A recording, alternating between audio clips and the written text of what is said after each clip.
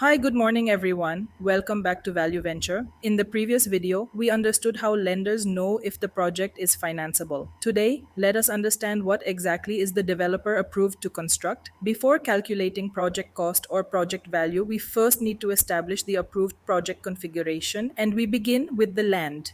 We verify the gross land extent from the available title, survey, and approval records. Depending on the project, certain portions may not be available for development. For example, road relinquishment, Kharab land, acquisition areas, buffer zones, civic amenity reservations, or other restricted portions. After considering these, we understand the effective developable land area, and for a RERA registered project, this should also reconcile with the land extent disclosed for the relevant project or phase. The next step is understanding the development potential. You may have heard the terms FAR or FSI. In simple terms, FAR or FSI indicates how much floor area may be permitted on a particular land parcel, but FAR alone does not decide the entire development potential. We also need to consider setbacks, ground coverage, building height, road width, parking requirements, zoning conditions, and other applicable planning regulations.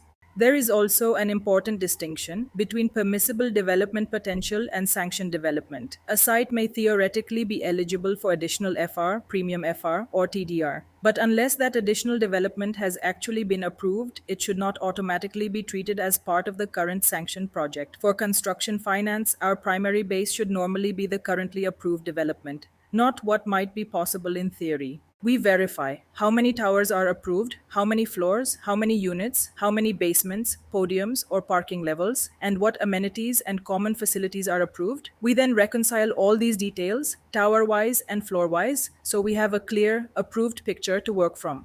At this stage, area terminology becomes extremely important. Carpet area, built up area, and saleable or super built up area are not the same thing. For easy understanding, think of the project in three different area categories: the approval area, the construction area, and the revenue area. The approval area tells us what the planning authority has approved. The construction area tells us how much physical area must be built, so it affects project cost. And the revenue area tells us the basis on which the developer expects to generate sales revenue. These three numbers may all be different.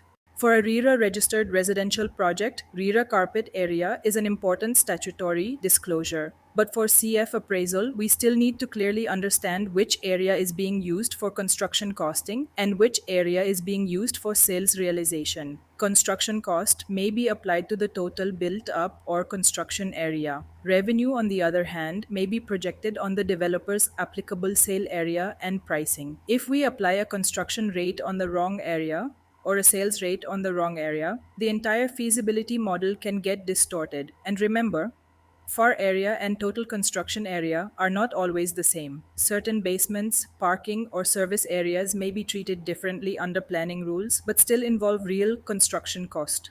Next, we compare the sanction plan with the developer's MIS. The tower names, floors, unit numbers, areas, and total inventory should broadly reconcile. We also identify sold units, unsold units, and where applicable, the developer's share and the landowner's share. For example, if the sanction plan shows 200 apartments, but the developer MIS shows 204, that difference must be explained.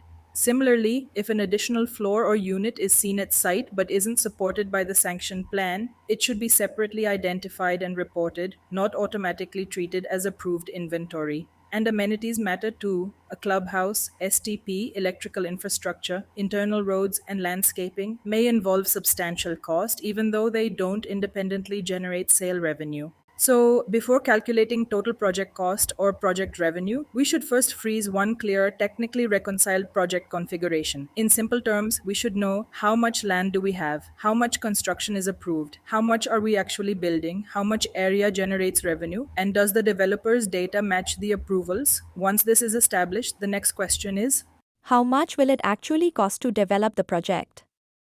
That's what we'll discuss in the next video on total project cost.